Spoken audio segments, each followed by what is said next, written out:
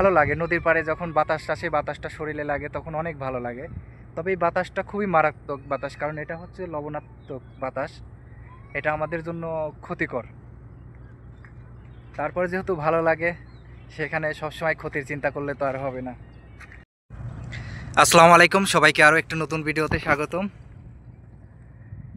এখন এই মুহূর্তে আমি যেখানে দাঁড়িয়ে আছি এটা হচ্ছে মংলা বন্দর। খুলনার বিখ্যাত একটি জায়গা মংলা বন্দর।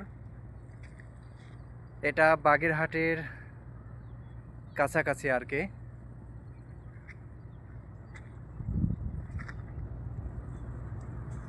নদীর ওই পাড়টা খুব একটা আর কি দূরত্ব নেই এখানে, তবে এখানের পরিবেশটা সম্পূর্ণ ভিন্ন। আশেপাশে দোকান বা রাস্তা বাজারঘাট এগুলো নেই, একদমই নেই। এই যে এখানে যেগুলো দেখতেছেন, এখানে জেটি নির্মাণ হবে। এইটা আপনার জাহাজের যারা এই মংলা বন্দরের সবার ব্যবসা বাণিজ্যগুলো এরা জাহাজের মাধ্যমে, এই লঞ্চ স্টিমারের মাধ্যমে পরিচালনা করে থাকে। এই যে নদীটা যেটা দেখা যাচ্ছে এটা হলো রূপসা নদী। এর আগে একটা ভিডিও করছিলাম, মানে ফার্স্ট টাইম যখন আমি এখানে আসি রূপসা নদীর দূরত্ব নিয়ে। তবে রূপসা নদীর গভীরতা অনেক, আপনারা দেখতেই পারছেন এখানে আমি অনেক উচ্চতায় দাঁড়িয়ে আছি, এবং খুব একদম নদীর পাড়ে যেটাকে বলে। এক কথায় অনেক ভালো লাগে নদীর পাড়ে যখন বাতাস আসে, বাতাসটা শরীরে লাগে তখন অনেক ভালো লাগে। তবে এই বাতাসটা খুবই মারাত্মক বাতাস, কারণ এটা হচ্ছে লবণাত্মক বাতাস। এটা আমাদের জন্য ক্ষতিকর। তারপরে যেহেতু ভালো লাগে, সেখানে সবসময় ক্ষতির চিন্তা করলে তো আর হবে না।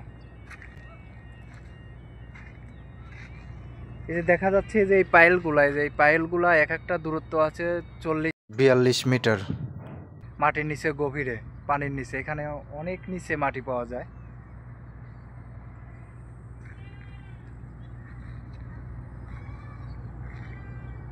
এখানে আছি unlimited solution of engineering limited কোম্পানির ভিতরে আমি আছি।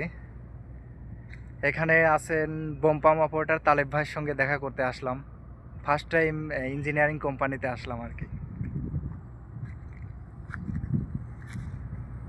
যাই হোক, যে যেখান থেকে আজকের এই ভিডিওটা দেখতেছেন, যদি ভালো লাগে অবশ্যই লাইক কমেন্ট শেয়ার করে পাশে থাকবেন।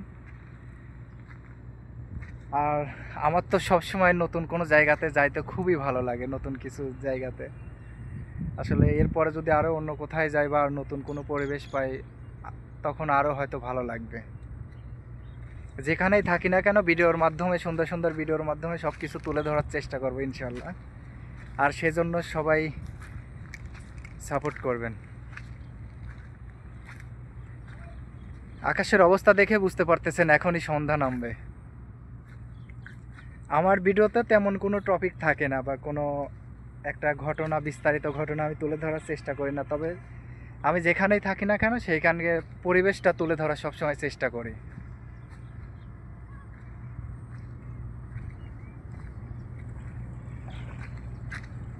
আপনারা জানেন যে এই সমস্ত জায়গাতে সবার আসার আর কি পারমিশন হয় না, সেজন্য এই বিষয়গুলো অনেকেই আমরা চাইলেও দেখাইতে পারি না।